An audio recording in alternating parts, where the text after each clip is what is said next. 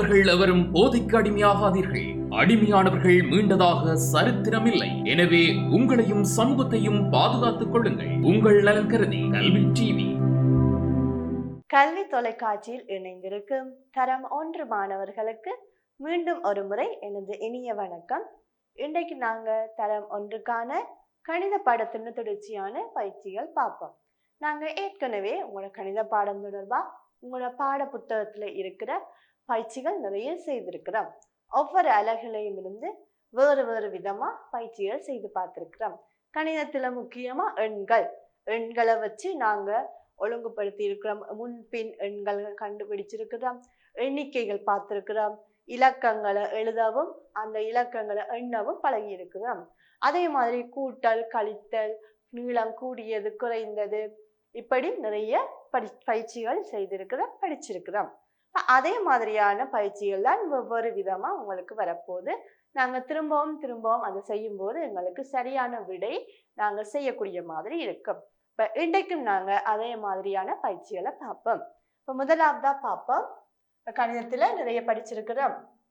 எண்களை வச்சுதான் செய்யறோம். அதே மாதிரி உருவங்களை வச்சும் செய்திருக்கிறோம். அதை நாங்க என்னன்னு சொல்லுறோம்? தளவுருக்கள். கணிதத்துல முக்கியமானது எண்கள், எண்களோட சேர்ந்தது உருக்கள். அந்த உருக்களை நாங்க தள உருக்கள்னு சொல்லுவோம். தள உருக்கள் இங்க இருக்கு. முக்கியமா 4 தள உருக்கள் உங்களுக்கு இப்ப போதுமானது. அந்த உருக்களை வச்சு நாங்க சூழலை அவதானிக்கக்கூடிய பொருட்களை பார்க்கலாம். இப்ப பாருங்க, முதலாவதா இருக்கிறது என்ன? ஏற்கனவே உங்களுக்கு தெரியும். இதை நாங்க என்னன்னு சொல்லுவோம்? வட்டம். எப்படி எழுதுவோம்? வானா, இட்டன்னா, டானா, உம்மன்னா. இரண்டாவதா என்ன இருக்கு பாருங்க, இத சதுரம் என்று சொல்லுவோம். சானா, தூணா, டானா, உம்மன்னா. இதுக்கு 4 பக்கங்கள் இருக்கு. அந்த 4 பக்கங்களும் சம அளவானதா இருக்கும். அதே மாதிரி 4 உச்சிகள் என்று சொல்லுவோம். சதுரம். அடுத்தது என்ன? முக்கோணி என்று இதை சொல்லலாம். மூணா, இக்கண்ணா, கோவண்ணா, 3 சுழி நீனா, முக்கோணி. முக்கோணிக்கு பாருங்க, சதுரத்துக்கு 4 பக்கங்கள் இருக்கிற மாதிரி முக்கோணிக்கு 3 பக்கங்கள் தான் இருக்கு. அதே நேரம் 3 உச்சிகள் தான் இருக்கு. சரியா? இது பக்கங்கள், இதுல வர்றது உச்சிகள். அப்ப இங்க 3 உச்சியும் 3 பக்கங்களும், அதுதான் முக்கோணி. சதுரத்துக்கு 4 பக்கங்களும் 4 உச்சியும். சரியா? அடுத்ததா இருக்கிறது என்ன? சதுரத்தை விட கொஞ்சம் பெருசா இருக்கு. இதை எப்படி சொல்லுவோம்? செவ்வகம் அல்லது நீள் சதுரம். சதுரம் நீளமாக இருந்தால் அது நீள் சதுரம் அல்லது செவ்வகம்னு சொல்லுவோம். இங்க பாருங்க, செவ்வகத்துக்கும் என்ன? சதுரத்தை போலவே 4 பக்கங்கள் இருக்கு.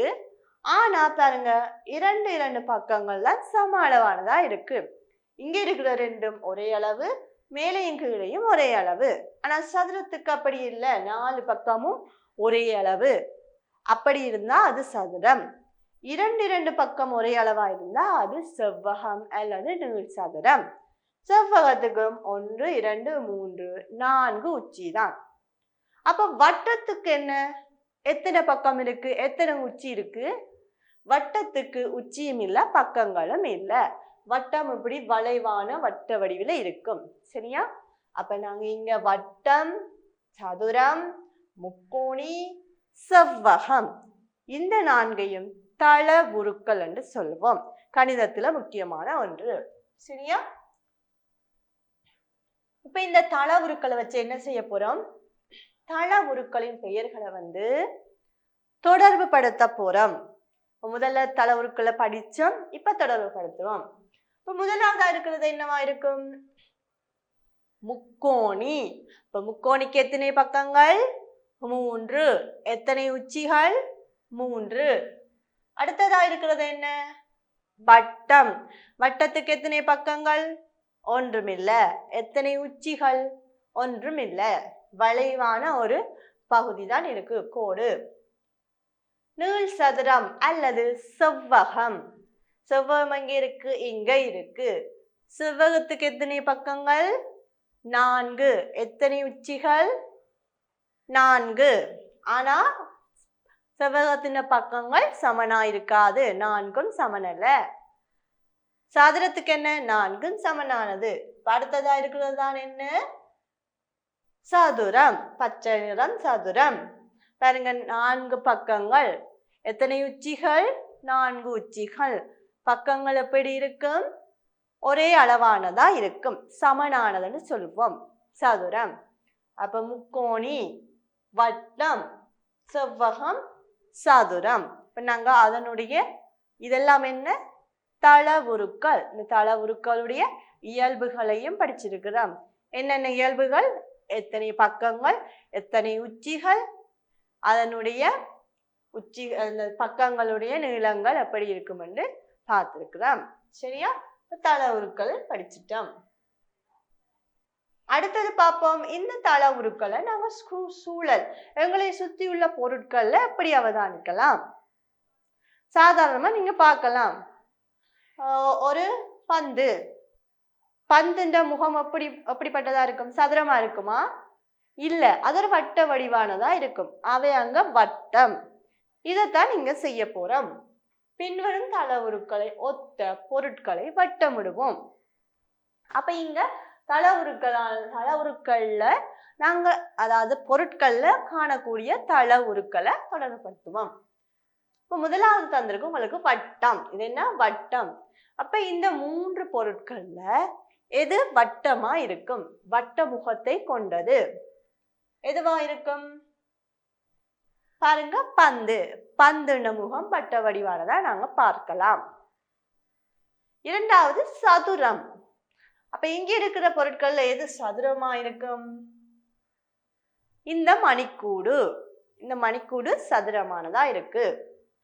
முக்கோணம், இதுல எது முக்கோணமா இருக்கும், இந்த சாப்பாடு சாண்ட்விச், இது முக்கோண வடிவானது.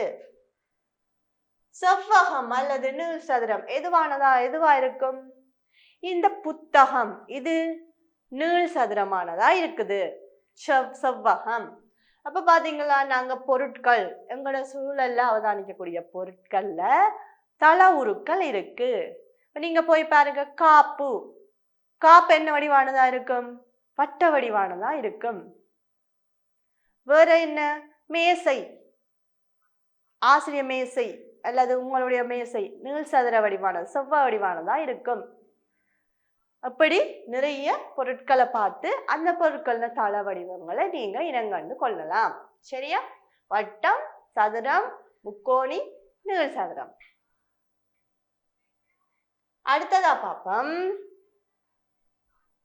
இப்ப பாருங்க, தரப்பட்ட தளவுருக்களை அவதானித்து விடை எழுத போறோம். இப்ப நாங்க இங்க தளவுருக்களை தான் பார்த்து கொண்டு வரோம். வட்டம், சதுரம், முக்கோணி, நீள் சதுரம்.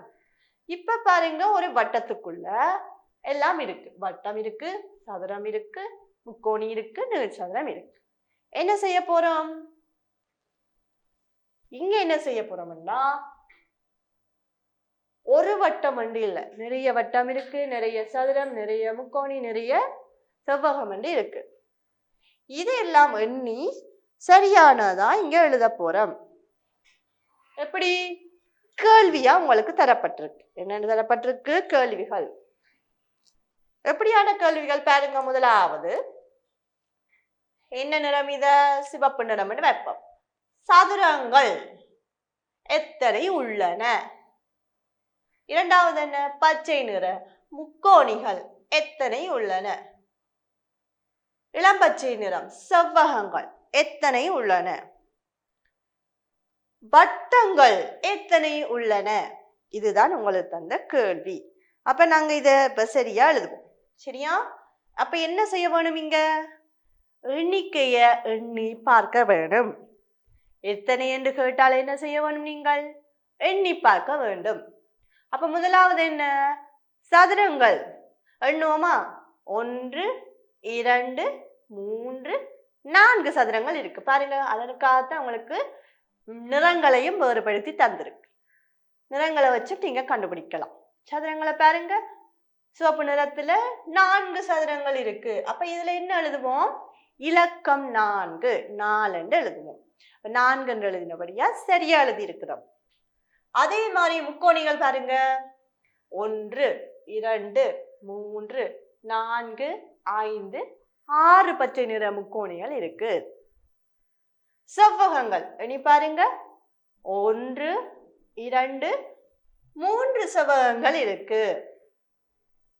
வட்டங்கள் 1 2 3 4 5 வட்டங்கள் இருக்கு. சரியா? இப்ப நாங்க சரியா எழுதி இருக்கிறோம். எத்தனை சதுரங்கள்? 4 சதுரங்கள். எத்தனை முக்கோணிகள்? 6 முக்கோணிகள். செவ்வகங்கள் எத்தனை? 3. வட்டங்கள் 5. இப்ப நாங்க இங்க தளவுருக்களையும் பார்க்கின்றோம், இலக்கங்களையும் எழுதுறோம், எண்ணிக்கையையும் பார்க்கிறோம். பாருங்க, ஒரே பயிற்சியில 3 விதமான வினாக்களுக்கு விடையளிக்கிறோம். தளவுருக்களும் என்னென்னு படிச்சுட்டோம், எண்ணிக்கையும் எண்ணி பார்த்துட்டோம், அதனுடைய இலக்கங்களையும் இங்க எழுதி இருக்கிறோம். சரியா? வாசிக்கவும் விளையிட்டோம் நாங்க. சரி, அடுத்தது பாப்போம். இது உங்களுக்கு தெரிந்தது. நாங்க உருக்களை இனம் காண்றது. கணிதத்துல இன்னும் ஒரு பகுதி, சிறிது பெரிது, நீளம் கூடியது குறைந்தது, நிறை கூடியது குறைந்தது, இப்படி இருக்கு. இப்ப இதுல என்ன செய்ய போறோம்? மிகவும் சிறிய உருவுக்கு தான் கீழிட போறோம். பழங்கள் இருக்கு. இப்ப இந்த வாழைப்பழங்கள்ல மிகவும் சிறியது எதுவா இருக்கும்? முதலாவது இருக்கிற இந்த பழம் தான் மிகவும் சிறியது. அதை விட சிறியதும் இருக்கு. சரியா? அதை விட பெரியதுதான் அடுத்த எல்லாம் இருக்கு. இப்ப இதுதான் மிகவும் சிறியதா இருக்கு. அடுத்த ஸ்ட்ராபெரி பழங்கள்ல எது வரும்? இந்த இரண்டாவதா இருக்கிற ஸ்ட்ராபெரி பழம் தான் மிகவும் சிறியது. தோடம் பழங்கள் எது வரும்? முதலாவதா இருக்கிற இந்த பழம். எம்பு பழம் எது வரப்போகுது? மூன்றாவதா இருக்கிற இந்த பழம் தான் மிகவும் சிறியதா வரப்போகுது. இப்ப நாங்க இந்த பழங்களையும் இனங்காண்றோம், சிறியதையும் இனங்கண்டு இருக்கிறோம். சரியா கோடிட்டு இருக்கிறோம். அடுத்ததுல பார்ப்போம். இப்ப முதல்ல மிகவும் சிறியதுக்கு கோடிட்டோம். அடுத்த பயிற்சியில் என்ன செய்ய போறோம்? மிகவும் பெரிய உருவின் கீழ் கோடிட போறோம். இவ்வளவு நேரம் சிறிய பழங்களை இனங்கண்டாம், இப்ப மிகவும் பெரிய பழங்களுக்கு கோடிடுவோம். பாருங்க, இந்த ஆப்பிள் பழங்கள்ல மிகவும் பெரிய பழம் எதுவா இருக்கும்? இது மூன்றாவதா இருக்கிற இந்த பழம் தான் மிகவும் பெரிது. எம்பு பழங்கள்ல எது பெருசா இருக்கு? இரண்டாவதா இருக்கிற இந்த பழம் தான் மிகவும் பெருசா இருக்கு. ஸ்ட்ராபெரி பழங்கள் இப்ப இதுல எது பெருசா இருக்கு? இந்த நான்காவதா இருக்கிற இந்த பழம் தான் மிகவும் பெரியது.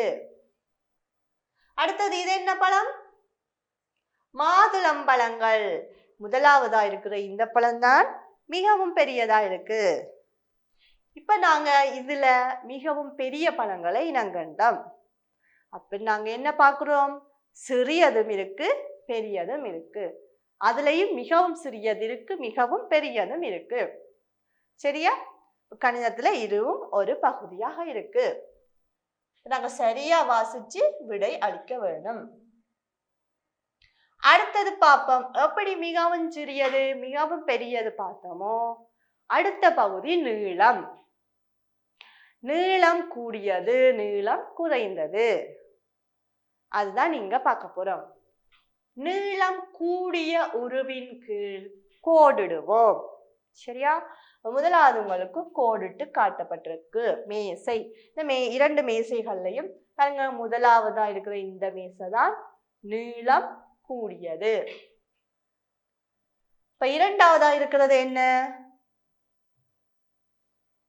பாருங்க? ஈட்டி.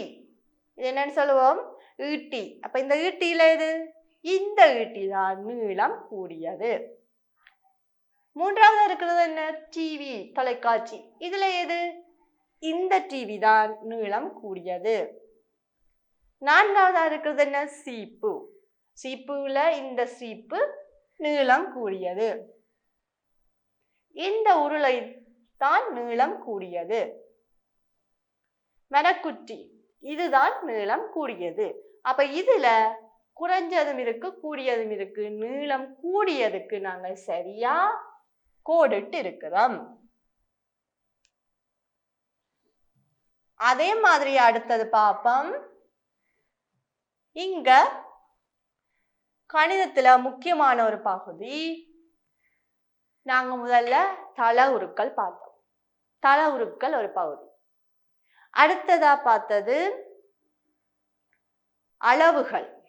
அந்த அளவுகள்ல நீளம் பார்த்தோம், சிறியது பெரியது பார்த்தோம். அது இன்னும் ஒரு பகுதி. தள உருக்கள்ல எப்படி அந்த தள உருக்களை எங்களை சுற்றியுள்ள பொருட்கள் அவதானிக்கலாம் என்றும் படித்தோம். அதே மாதிரி எங்களை சுற்றியுள்ள பொருட்கள், நாங்க வைத்திருக்கின்ற பொருட்கள், எங்களை பார்க்கக்கூடிய பொருட்கள்ல அளவுகளை வேறுபடுத்தினோம். உதாரணமா பழங்கள்ல சிறியது பெரியது பார்த்தோம்.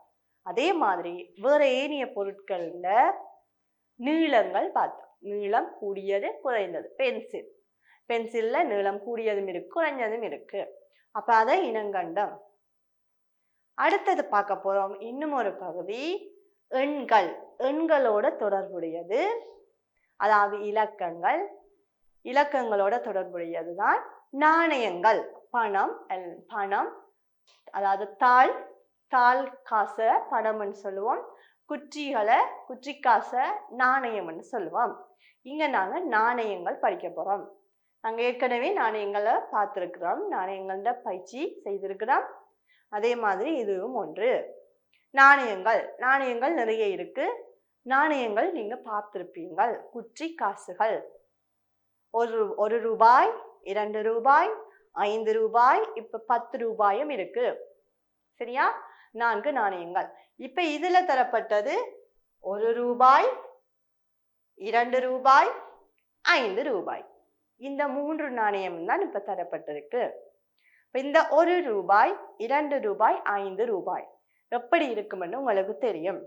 அந்த ரூபாயில இலக்கமும் எழுதப்பட்டிருக்கும், சொற்களாகவும் எழுதப்பட்டிருக்கும்.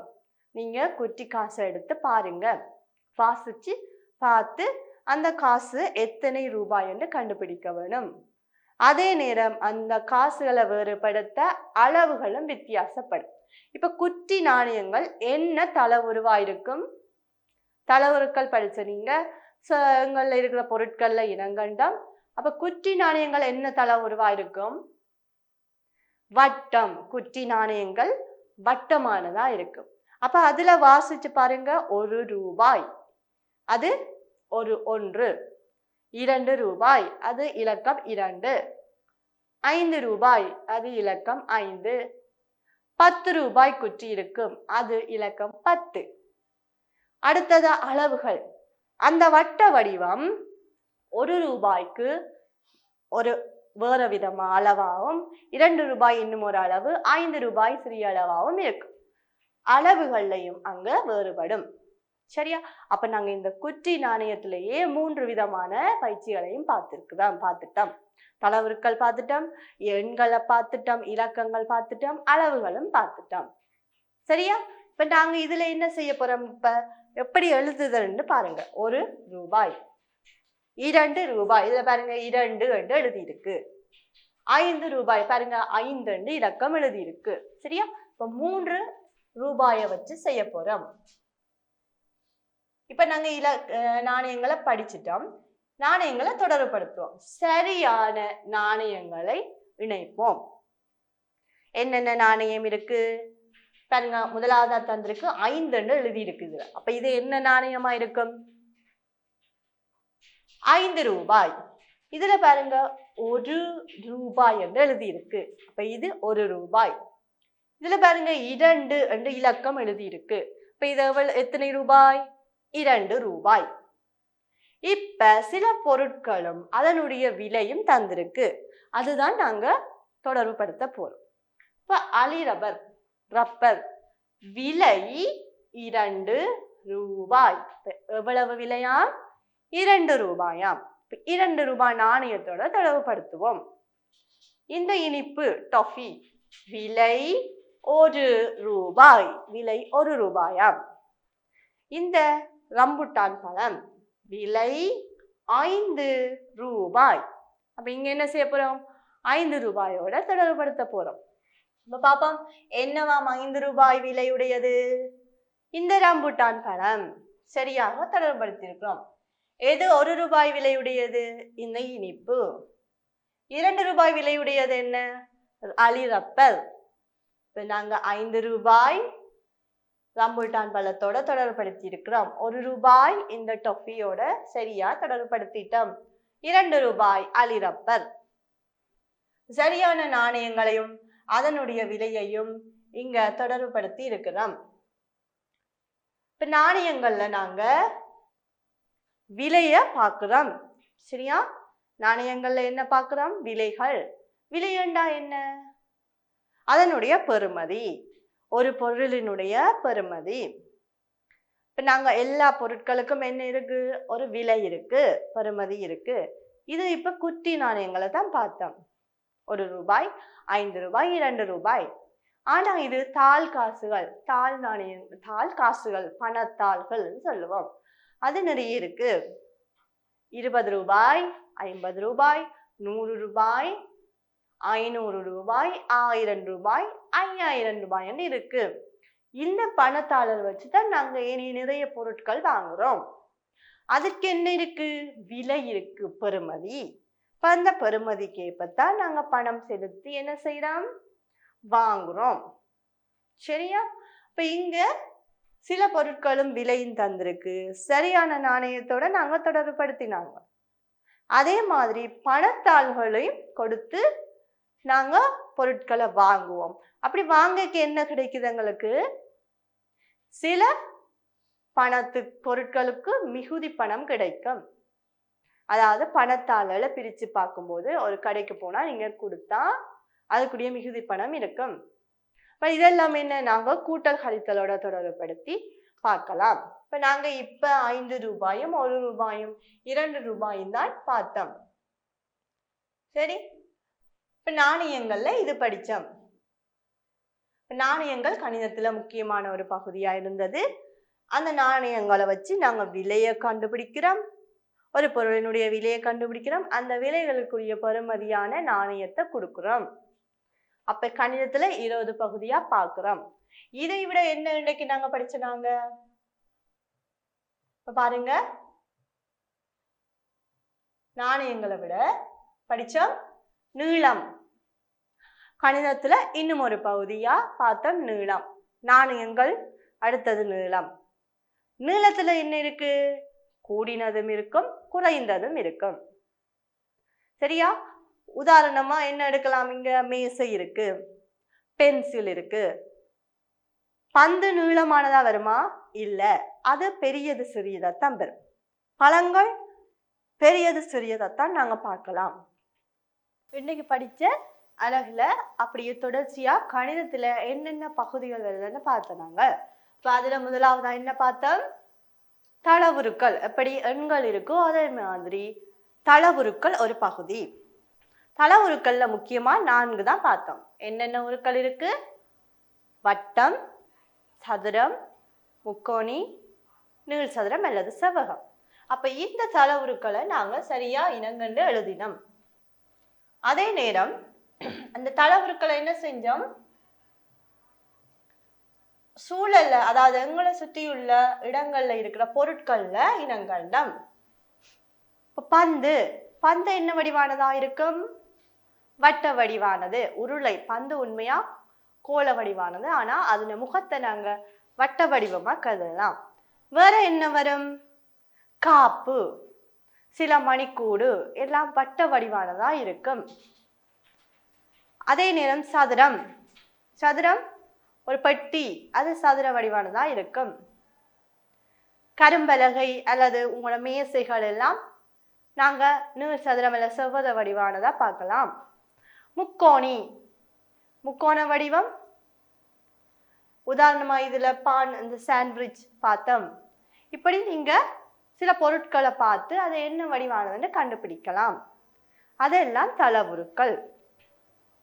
அந்த தளவுருக்களுக்கு பார்த்தோம் எத்தனை முகம், அதாவது என்ன வடிவான முகத்துல இருக்கு, எத்தனை பக்கங்கள் இருக்கு, எத்தனை உச்சிகள் இருக்குன்னு படித்தோம்.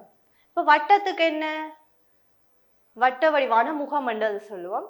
அதுக்கு உச்சிகளும் இல்லை, பக்கங்களும் இல்லை. முக்கோணிக்கு 3, சதுரத்துக்கும் செவ்வகத்துக்கும் 4 இருக்குன்னு பார்த்தோம். சரியா? இது தளவுருக்கள்ல. கணிதத்துல இன்னொரு பகுதியா நாங்க பார்த்தது தளவுருக்களுக்கு அடுத்ததா சிறியது பெரியது. அடுத்த பகுதி இப்ப சிறியது பெரியதுக்கு உதாரணமா பொருட்கள், பழங்களை பார்க்கலாம். சரியா? பந்து, இப்படியான பொருட்களுக்கு சிறியது பெரியது பார்க்கலாம். அதே நேரம் மரம், ஏணி, மேசை இப்படியானதுக்கு உயரங்கள் பார்க்கலாம், நீளங்கள் பார்க்கலாம். அப்ப உதாரணமா இங்க பழங்கள்ல பெரியதும் சிறியதும் பார்த்தோம். பழம், பந்து இப்படியான பொருட்கள்ல, அதாவது பூக்கள், இலைகள்ல பெரியது சிறியது பார்க்கலாம். சரியா? அதுதான் இங்க மிகச்சிறியதும் மிக பெரியதும் என்று பார்த்தோம். அடுத்ததா என்ன பார்த்தோம்? நீளம். எப்படி சிறியது பெரியது இருக்கோ, அடுத்த இன்னும் ஒரு பகுதியா நீளம் இருக்கு. நீளம் கூடியது குறைஞ்சது. அடுத்தது என்ன பார்த்தோம்? இன்னும் ஒரு பகுதி முக்கியமானது கணிதத்துல. என்னது? நாணயங்கள், அதாவது பணம். பணம் தான் முக்கியமான ஒரு அளவுகோல். அது கணிதத்துல நாங்க படிக்கிற விடயம். இப்ப இன்றைக்கு நாங்க குட்டி நாணயங்கள் பார்த்தோம். அடுத்த வகுப்புல நாங்க பணத்தாள்கள் பார்ப்போம். எப்படி பணத்தாள்கள் இருக்கும், அந்த பணத்தாளை எப்படி இனங்காணலாம், ஒவ்வொரு நிறங்கள் இருக்கு. அதாவது இந்த குட்டி நாணயத்துக்கு அளவுகள் இருக்கிற மாதிரி பணத்தாளுக்கும் ஒரு அளவுகள் இருக்கு. நீளம் கூடியது குறைஞ்சதா இருக்கும், நிறங்கள் மூலம் வேறுபடும். நாங்க அடுத்த வகுப்புல பணத்தாள்கள் படிப்போம். இங்க குட்டிகள், புட்டி நாணயங்கள்னு பார்த்தோம். அந்த நாணயங்களுடைய விலை, அதாவது சில பொருட்களுடைய விலையை வச்சு அந்த நாணயத்தோட தொடர்புபடுத்தி படித்தோம். சரி? அப்ப அதுல 1 ரூபாயும் 2 ரூபாயும் 5 ரூபாயும் பார்த்தோம். சரியா? இப்ப இன்றைக்கு நாங்க நிறைய விடயங்கள் கணித பயிற்சியில செய்திருக்கிறோம். அதே மாதிரி நாங்க அடுத்த வகுப்புலையும் இன்னும் வேற வேற விதமான பயிற்சிகளும் விடைகளும் பார்ப்போம். நீங்க தொடர்ந்தும் கல்வி தொலைக்காட்சியோட இணைந்திருங்கள். நன்றி. கல்வி டிவியில் புத்தம்புது நிகழ்ச்சிகளை உடனுக்குடன் பார்த்து மகிழ எமது Facebook மற்றும் YouTube பக்கத்தை லைக் செய்யுங்கள்.